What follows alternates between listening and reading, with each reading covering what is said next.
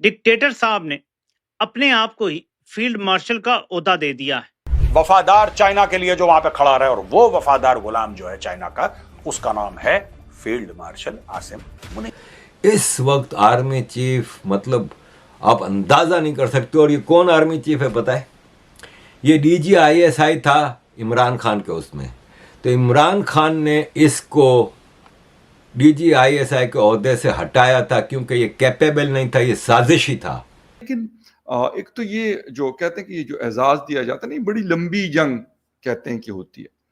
तो एक तो खैर ये बहुत लंबी जंग नहीं थी, छोटे छोटे क्लैशेस हम इसको कह सकते हैं। फिर हैरानकुन तौर पर पाकिस्तान के वजीर आजम शहबाज शरीफ ने कबीना का इजलास बुलाया और पाकिस्तान के आर्मी चीफ के हवाले से एक इंतहाई अहम और बड़ा फैसला किया। फील्ड मार्शल, जी हाँ, army chief general Asim Munir तमगा इम्तियाज मिलिट्री, उनको अब फॉर्म 47 की हुकूमत ने फील्ड मार्शल बना दिया है।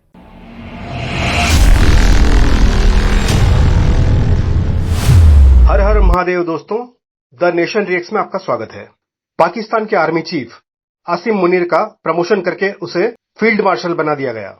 चलिए इसके पीछे की कहानी को समझते हैं। सारी दुनिया ने देखा कि भारत ने पाकिस्तान के अंदर घुसकर 9 ठिकानों को बेहद सटीकता से निशाना बनाया। कई एयरबेस तबाह कर दिए गए और लगभग सभी आतंकी ठिकानों को खत्म कर दिया गया। भारतीय सेना की रणनीति और तकनीकी क्षमता ने एक बार फिर दुनिया को चौंका दिया। पाकिस्तान की ओर से किए गए जवाबी हमलों को हमारे डिफेंस सिस्टम ने पूरी तरह से नाकाम कर दिया। जवाबी हमले नाकाम हुए और अंततः पाकिस्तान को ही सीज फायर की गुहार लगाना पड़ी। लेकिन आश्चर्य की बात तो यह है कि हारने के बावजूद पाकिस्तान की फौज और वहां की मीडिया ने इसे बड़ी जीत मानकर जनता को गुमराह किया। नाकाम फौज ने खुद को विजेता घोषित करके जश्न मनाना शुरू कर दिया और इसी भ्रम फैलाने की मुहिम के तहत जनरल आसिम मुनीर को फील्ड मार्शल बना दिया गया। ये ओहदा शायद उस वक्त मिलना चाहिए था, या अगर देना ही था जरूरी, कि अगर ये बलूचिस्तान में जो कुछ हो रहा है उसको कंट्रोल करते। बलूचिस्तान में जो बीएलए के अटैक चल रहे हैं, बलूचिस्तान में मुसलसल जानते हैं सबके बहुत हंगामा है, अगर उसे कंट्रोल किया जाता, अगर टीटीपी को कंट्रोल कर लिया जाता, जो कि तकरीबन रोज ही केपीके जहां के आप हैं वहां पर अटैक कर रहा है, अगर टीटीपी कंट्रोल हो जाता, पाकिस्तान में जो बाकी टेररिज्म और कई हम देख रहे हैं चीजें जो चल रही हैं वो कंट्रोल होती, तो शायद कुछ समझ में भी आता। लेकिन एक ऐसी जंग या एक ऐसी लड़ाई जिसमें भारत ने पहले ही कह दिया था कि अगर पाकिस्तान ने कोई रिएक्शन ना किया तो हम आगे अटैक नहीं करेंगे। टेरर कैंप्स को उड़ाने के लिए आए थे, टेरर कैंप्स को ही उनके हिसाब से उन्होंने टारगेट किया। फील्ड मार्शल का पद केवल विशेष परिस्थितियों में ही दिया जाता है, जब किसी युद्ध में निर्णायक और ऐतिहासिक विजय होती है। यह सम्मान उस सैन्य अधिकारी को दिया जाता है जिसने असाधारण रणनीतिक नेतृत्व और युद्ध कौशल का प्रदर्शन किया हो।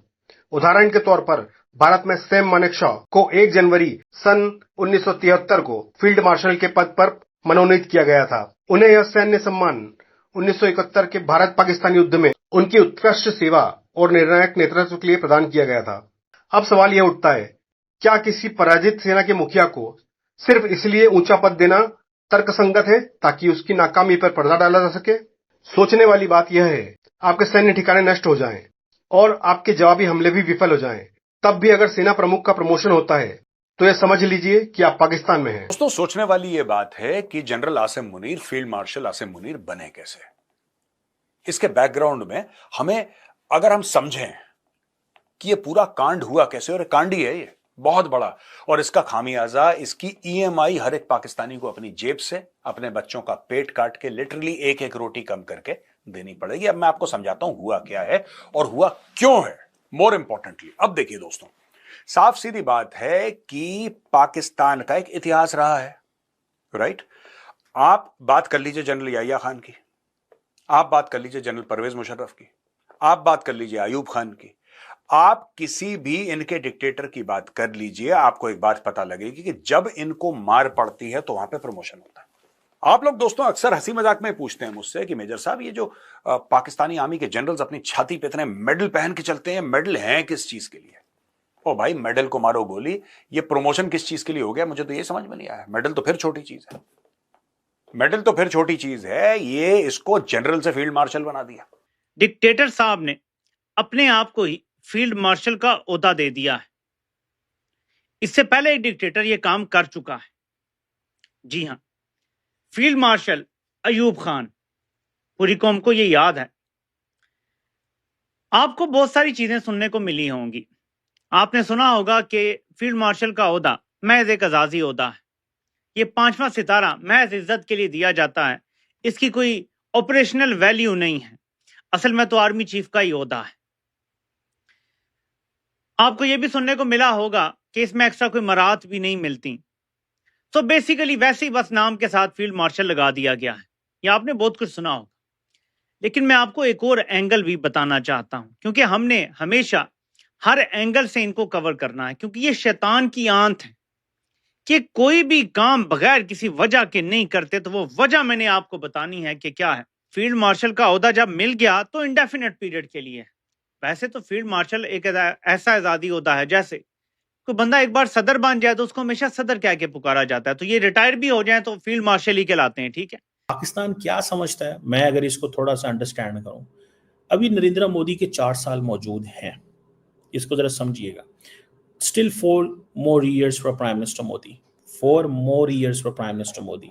ये जो अगले मोदी साहब के 4 साल हैं, they are going to be very very important for Pakistan. Pakistan इनको इंपॉर्टेंट समझता है। उसकी वजह क्या है? उसकी वजह यह है कि पाकिस्तान को इस चीज़ का अंदाज़ा है कि अगर मोदी साहब पावर में हैं तो लड़ाई का खतरा है। ये मैं आप समझ लें, आप ये कह लें कि ये माइंडसेट बेशक कह लें कि this could be the mindset. ये पाकिस्तान का माइंडसेट हो सकता है। आप वो जिसे कहते हैं ना, कई लोग कहते हैं जी माइंडसेट होगा, ये माइंडसेट भी हो सकता है।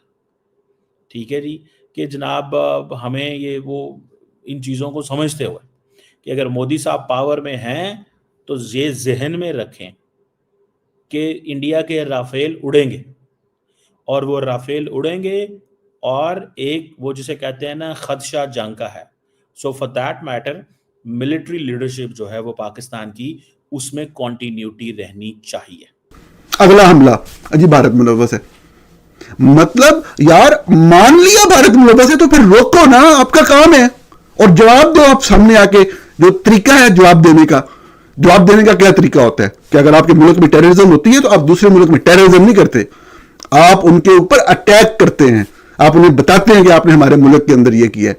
और अब मैं ये भी नहीं आपसे कहूंगा कि जी मेरी बड़ी इतलात और खबरें हैं कि ये आसिम मुनीर साहब ने खुद की है, लेकिन मुझे बहरहाल ये बताया गया है कि पैगाम आया था उन क्वार्टर्स से, उन लोगों के जरिए जिनके जरिए वहां से पैगाम आता है।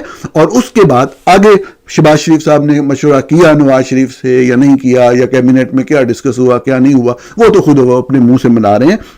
लेकिन इस ख्वाहिश का इजहार जो है वो आसिम मुनीर साहब के जरिए ही किया गया था, और उन क्वार्टर्स के जरिए किया गया था जिनके जरिए पहले बैकडोर जो है मैसेजिंग होती है। पाकिस्तान के वजीर आजम शहबाज शरीफ साहब वो कैबिनेट का इजलास बुलाते हैं और पाकिस्तान के army chief general Asim Munir के बारे में एक इंतहाई अहम और बड़ा फैसला करते हैं। उनको तरक्की दी जाती है, उनको 4 स्टार जनरल से 5 स्टार जनरल बनाया जाता है, और एक अजाजी ओहदा फील्ड मार्शल का ओहदा उनको दे दिया जाता है कि पाकिस्तान के field marshal general Asim Munir होंगे।